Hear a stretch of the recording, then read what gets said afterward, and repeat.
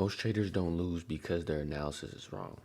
They lose because they don't know where the decisions get made. Let me show you how I make my decision making levels on any time frame, prioritizing higher time frames before I even think about an entry. Before I show you my chart, a decision making level is an area where price will break through, reject, or just consolidate, choppy, move sideways, whatever verbiage you want to use. Our job on the charts is not to predict what will happen. Our job is to predefine how we will respond based on what does happen. If we can't name what type of decision is being made at a particular level, then most likely we're just trading off feelings. So when it comes to my decision making levels, I basically have three core ideas that I'm using these decision making levels for. One is invalidation. So decision making levels are there to tell me where I am wrong if I choose to enter a trade. Number two is a reaction area. So this is an area where I want to see price reject potentially, price break through, or simply price consolidate. Like I want to see how price reacts to a specific level. And the last one is a target area. So every time that I enter a trade, I'm trading from a reaction decision making level, an area where price reacted, to a target decision making level, right? So I'm gonna clean off my chart. I'm gonna mark fresh decision making levels to show you how quick and easy it is, because this is me prepping for the trading session. All right, so I start on the daily chart. I'm gonna remove all my drawings. I start on the daily chart and I'm looking for a 3 candle structure. I'm gonna show you what that looks like when we find one. So usually I like to start with current price. I don't see anything right now on this daily chart, so I'll bump down to the 4-hour. Looking at the 4-hour chart, and I see decision making level right here. 3 candle structure. Okay. And so what am I seeing on this 3 candle structure that makes it a decision making level? Candle number 1 is a bullish candle and it's the smallest of the 3 candles. Candle number 2 is a bearish candle and it's pretty much acts as like the sandwich or the Oreo filling on an Oreo cookie, if this was like a reverse Oreo cookie, right? And so that bearish candle is not the smallest, but it's not the largest, and it's separate than the 2 candles on the outside of it.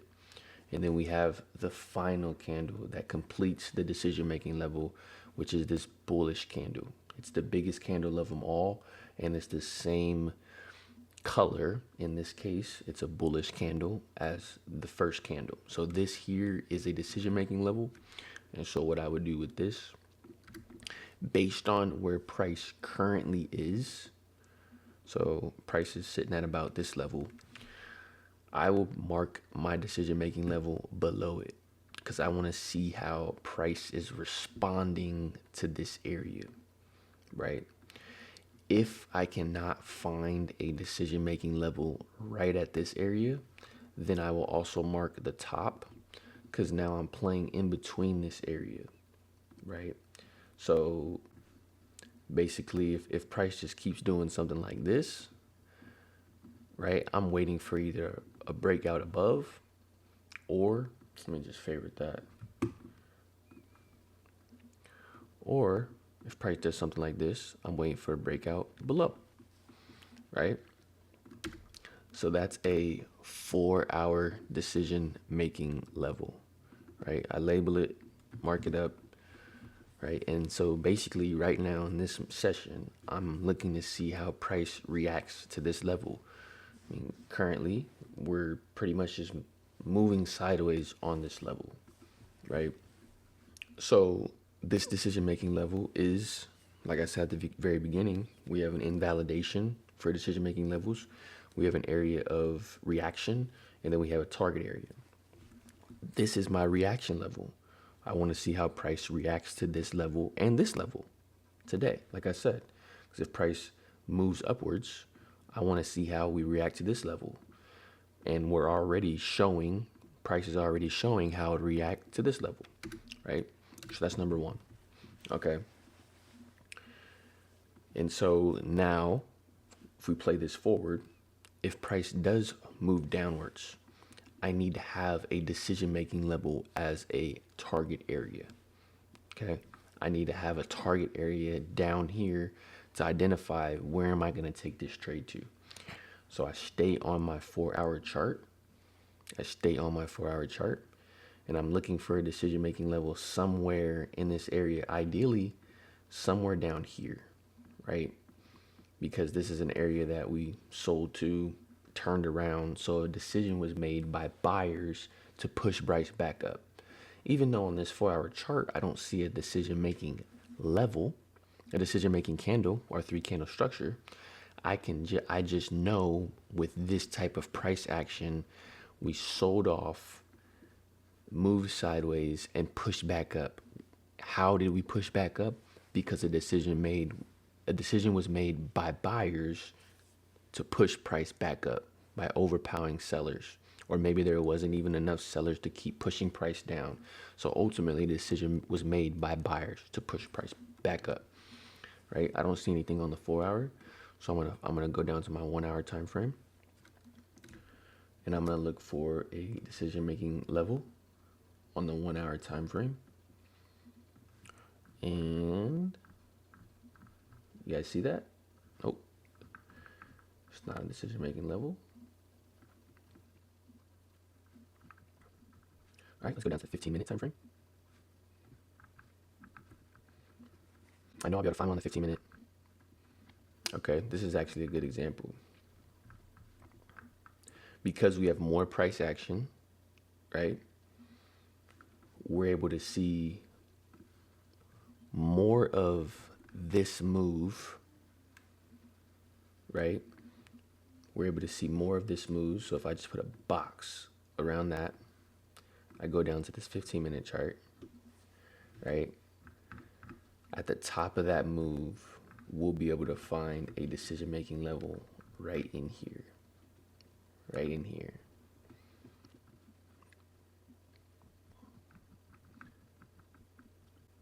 Three-candle structure. All right, boom. I think we got it. Right here. Oh, not it. You see how this candle, the close of this candle is below the open of this candle? I don't like that. Sometimes I am able to see without zooming in too far, but if I need to get really specific, then I'll do so. I'd rather be precise than just guessing.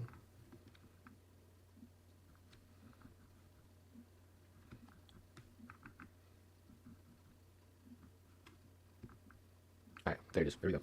3-candle structure right here. 1, 2, 3. And this is, you can call it a bearish decision-making level, right? But this is my target area. This is where I want to take price to, right? So I'm going to take the bottom of that candle. I'm going to mark it 15-minute decision-making level. And this is my target area, right? So about 103 points away from my 4-hour decision-making level. And so if price breaks this area, that is where I'm looking to take this trade to, okay? And so if we just play this forward and price does something like this, my entry would come in somewhere around here, probably right about right there, just depending on where my confirmations come in. But let's just say hypothetically, it comes in right about that level. Okay, about a 10-point stop, take profit there. And now this 4-hour decision-making level, the 4-hour decision-making level that was our reaction level, now turns into my invalidations area. This is the area that if we do sell off of this level, if price ends up coming back and breaking through this level, that is the area where I will accept that I am wrong on this trade. I got it wrong, and that's where I'm invalidated. That's where my stop loss rests. That's where I choose to exit the trade. Okay, so reaction level, that was previously our reaction level as price was doing all this, turns into my invalidation zone. Okay, the same thing is true if we were moving this way, right? If we were moving this way, let's say entry, right? Boom, invalidation area. If price turns around, breaks that level, that is where I'm going to accept I am wrong on this one, and it will hit my stop loss and my trade will be closed, right? Reaction level turns to invalidation level. Same 3-candle structure, same decision making level when in terms of price. Nothing changes, nothing new. The only thing that changes is the relationship associated with that level. At first, at the beginning of the session, it's a reaction area. At the end of the session or after your entry, it turns into an invalidation zone. Okay, but since I showed you what it looks like for me, and I'll leave those there.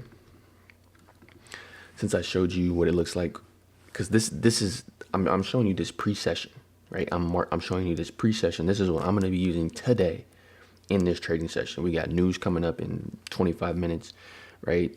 I'm going to mark up some areas of inefficient price action, which I'm not going to do that during this video. But I'm pretty much complete with my pre-market technical analysis, right? What am I looking at? What am I looking for? Right? But now I need to show you what it looks like if we choose to trade above this area, right? Because now we need a decision-making level up here, right? If price decides to move upwards, I need a target area, right? And so I'm going to be looking ideally in this area between candles 1, 2, 3, 4, 5, 6, and 7. And remember, this is the 4-hour time frame that I see this area on. So 7 times 4 is 28, right? That's a day in 4 hours, right? So when the lower the time frame I go on, the more price action I'm gonna get at that level, the more opportunity I'm gonna have to find a decision-making level, right? So now I'm at the hourly chart, decision-making level, looking for my 3-candle structure, and I do see it right here. Right here, candle 1, candle 2, candle 3, right? And so now since price is below this area, I'm gonna take the top of that. I'm gonna mark it 1-hour decision-making level. Right, and as we bounce back out of here, that is one of my target areas, right? I say one of my target areas because that's about 40 points away, okay? And we still have some price action above this area, right? We still have some price action above this area. So what I'm gonna do now, since on the 1 hour, I'm not able to find another decision-making level above here, I'm gonna bump down one more time frame. I'm gonna go to my 15-minute, and I'm gonna see at the top of price here if there is another decision-making level that resides. And look at that, 15-minute decision-making level. Candle 1, candle 2, candle 3, right? Boom. So now, when we bounce out of here, if we go back to let's go back to the 1 hour time frame, right? Let's get rid of those so they're not distracting us. If price decides to do something like this, breaks our reaction level, right? That 4-hour decision-making level we create at the very beginning, my first target decision making level number one, my 1 hour decision making level. I would call this not my take profit one, but this is the point in which I'm going to see how does price react to this level. If it breaks this level cleanly, I'm adding to this position. Okay. If it doesn't break this level cleanly and then just starts doing something like this, it just starts ranging, going sideways. Depending on where we are in the session, I'm not gonna say probably, I might just close out of the trade, right? And collect my profit because it's hit my first target, right? I don't need to wait to see what it's gonna do so that price can do something like this and come all the way back down to my entry, right? I don't need to get greedy. I simply need to be observing. And like I said at the beginning, our job isn't to predict what's going to happen. Our job is to predefine how we will respond based on what does happen. Okay. And so if price breaks this area cleanly, like I said, that's going to be my second target. I'm going to add to my position, and price could very well, right, as it comes through this level, it could very well break right away, retest, and then go, right? But at the end of the day, if my entry looks something like this,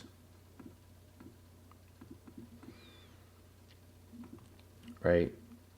Entry, stop loss, that would be my ultimate target, right? And so this area, this decision-making level would become my invalidation level. If price breaks this level at all, I'm out of the trade. This is where I put my stop loss, right? This is gold futures, micro gold futures. So that'd be about $170. That'd be about $100, right? $110 right there. So I would put my stop loss in my position order where it says, this is Top Steps platform, where it says to risk, I put $110, right? And that's where it would go. Price crosses that area, invalidates me, I'm out of the trade. Okay. And so that is decision-making levels in a nutshell. Any time frame you can find it on. I go as low as the 5-minute if needed, right? If I don't have a lot of price action at a level like NQ, and we've been at all-time highs, even gold, we've been at all-time highs. If I need to go down to the 5-minute chart, I will, to identify that area of decision making. These areas work on any time frame. They're consistent on any time frame. I mentioned earlier that I prioritize higher time frames for the aspect of the higher the time frame, the stronger the price action, right? The higher the time frame, the stronger the price action. That's just how it goes, right? So ideally, I want to find decision-making levels on higher time frames, but if I have them at a 15-minute level or a 5-minute level, it doesn't change the level of importance that I associate with that decision-making level. One thing that I hold on to is if I cannot define an area of invalidation, then I don't need to be taking a trade, right? So that's why at the beginning of every session, I start off with understanding where my levels are. I don't mark fresh levels every session because I don't need to, because these levels stay consistent with price. Price moves to one, rejects one, moves to the other, and that can happen over days and over weeks. But if I don't have an area of invalidation, then I'm not taking the trade. One thing that we have to understand as traders is being patient is a position. That's like taking a trade, right? You're not physically entering the market, but you're acting. You're acting out of patience, right? That is part of our risk management. That's part of our discipline. That's part of our execution, is being patient, right? So we don't need to take every single trade that presents itself, if we can't clearly define where am I invalidated, where am I going, where could I be rejected, right? If we're not identifying those things before we enter, then we can't identify those things after we enter because they will come from a bias, right? They will come from a bias. So before you take a trade, mark your levels, your area of invalidation, and your target area. And remember, when price, your area of invalidation and your target area. But where does your area of invalidation come from? It comes from the area where price is reacting to, right? And so in this case, price is reacting to this level, right? So if price continues to move downwards, this area of reaction will turn into my area of invalidation. It's not always going to be like that because maybe price is already away from an area of reaction, right? Maybe it's already, when you're viewing the chart, when you're viewing the position, maybe it's already fallen off or broken above your area of reaction, right? And you're just waiting for your confirmations to present itself, right? Then you will need to identify an area of invalidation. So before you take any trade, mark your levels. Make sure you know where price is going to invalidate you. Make sure you know where you're looking at for price to either break through or break above, break downwards or break upwards. And then make sure you know where you're taking your trade, right? Having a target area. If you want to have multiple target areas, like I showed you on this example, if gold decides to move bullish today, have multiple target areas. But before the session, do that. It does not take you very long. You saw that I marked up those levels in just a few minutes. And remember, you don't have to do this every single day. As a trader, when I first started trading, I hated marking up my charts every single day. And when I first started trading, I wasn't using this system. The moment I found this system, it's changed everything about how I mark up my charts. Whether I'm looking at gold, whether I'm looking at Forex, whether I'm looking at crypto, whether I'm looking at stocks, I use that 3 candle structure on any asset, on any time frame, in any market conditions, and it works every single time to tell me where my area of invalidation is, where a potential target area is, and where a potential area where price may react, choosing to sell off, choosing to buy above, or choosing to simply just consolidate. And so I hope this video helps somebody clear up their technical analysis and finding their levels on the charts. And I will see you guys in the next video.